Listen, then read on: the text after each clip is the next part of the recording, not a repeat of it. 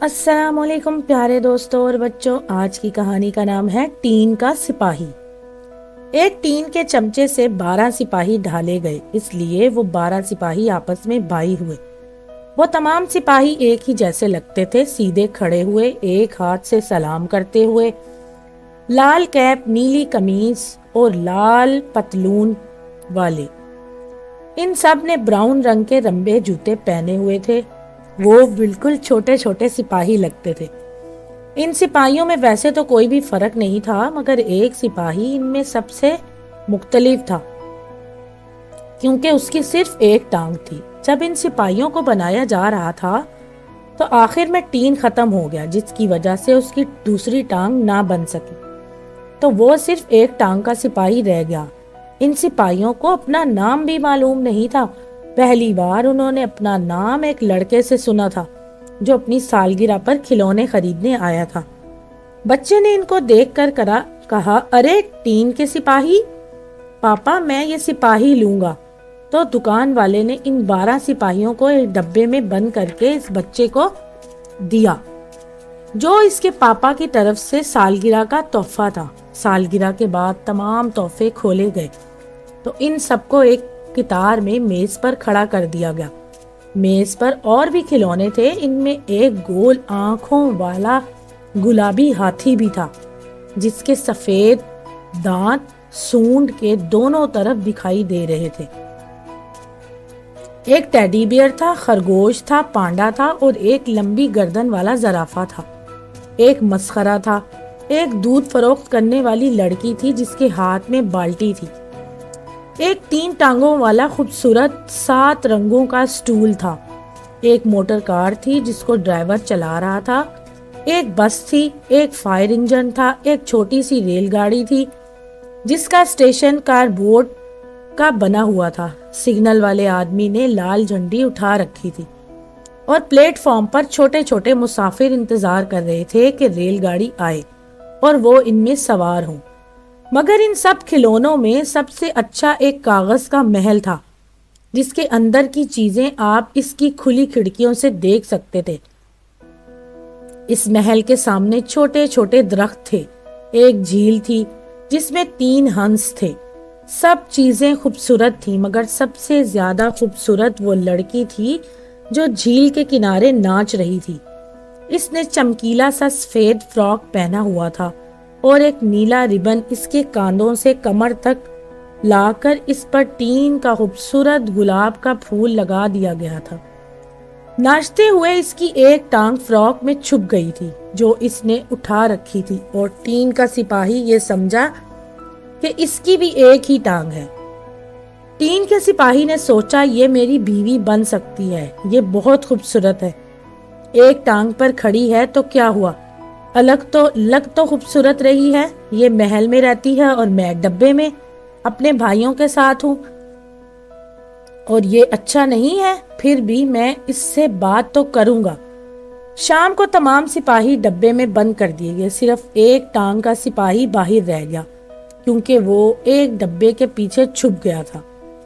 جب گھر کے سارے لوگ سونے کے لیے چلے گئے تو سارے کھلونے کھیلنے لگے۔ سب کھلونے آپس میں لڑ رہے تھے، ناچ رہے تھے، شرارتیں کر رہے تھے، مگر ٹین کا سپاہی ایک ٹانگ پر کھڑا ہوا ناچنے والی لڑکی کو دیکھے جا رہا تھا۔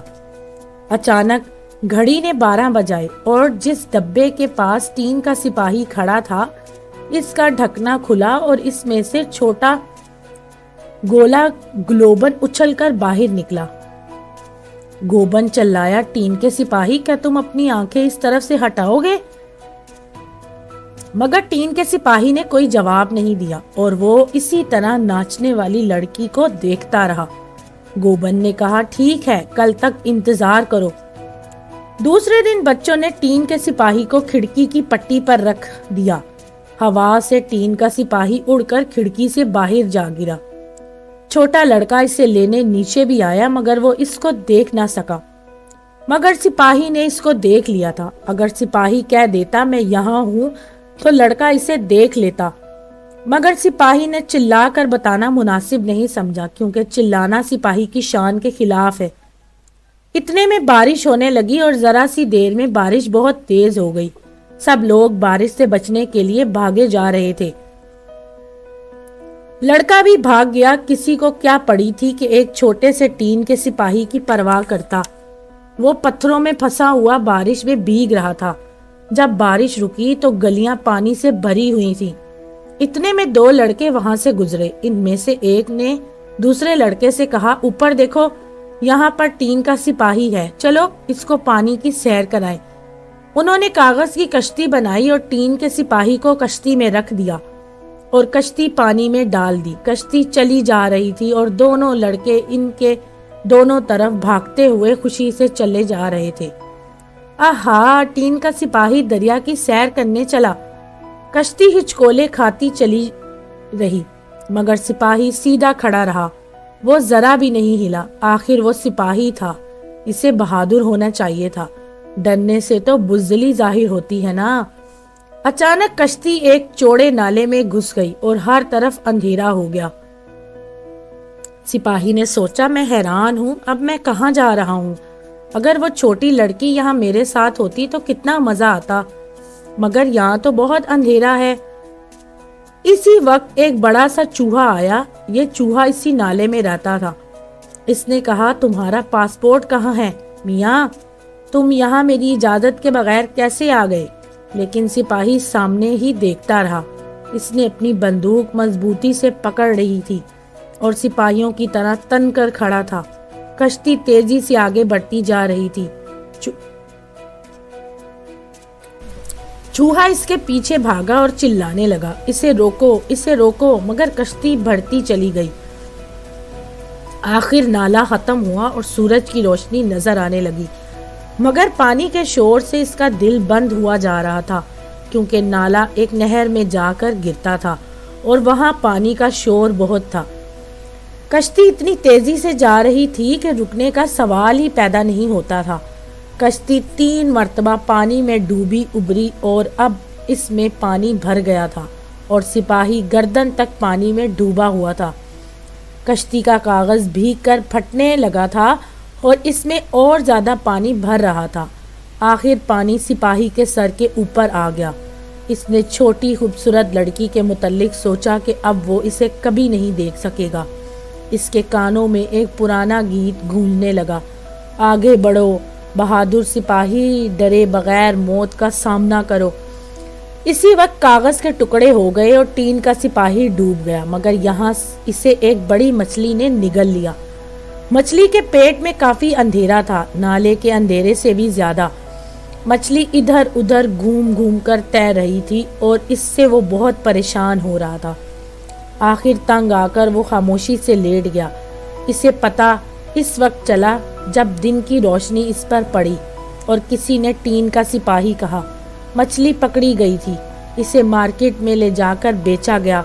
वहां से वो इस घर और फिर किचन में लाए थे, जहां इसका पेट चीरा गया तो इसमें से ये टीन का सिपाही निकला।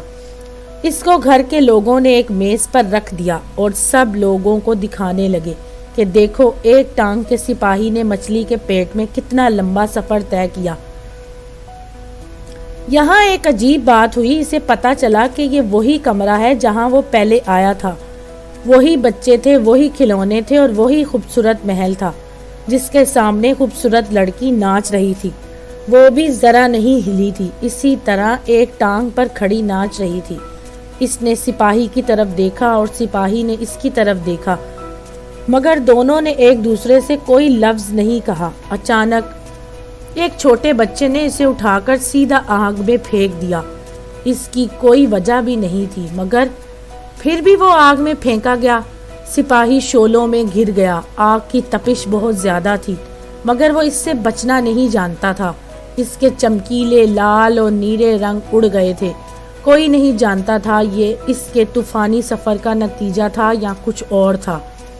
इसने भड़कते शोलों में से नाचने वाली लड़की को देखा और महसूस किया कि वो पिघल रहा है, मगर अब वो इसी तरह अकड़ कर खड़ा हुआ था। तब हुआ कि एक झोंका आया और नाचने वाली लड़की उड़कर आग में आ गिरी। ऐसा लगता था कि वो परिंदे की तरह उड़ती हुई आई है। जैसे वो आग में गिरी, थोड़ी देर में जलकर राख हो गई। सिपाही भी पिघल कर ढेर में बदल रहा था। दूसरे दिन जब नौकरानी आतिश दान की राख निकालकर इसकी सफाई करने आई तो इसने देखा कि वो टीन का दिल बना हुआ था। वो पिघला तो दिल की शक्ल का बन गया, जबकि नाचने वाली लड़की का जिस्म कोयला बन चुका था। तो दोस्तों, अगर आपको ये कहानी पसंद आई तो मेरे चैनल को लाइक और सब्सक्राइब ज़रूर कीजिएगा।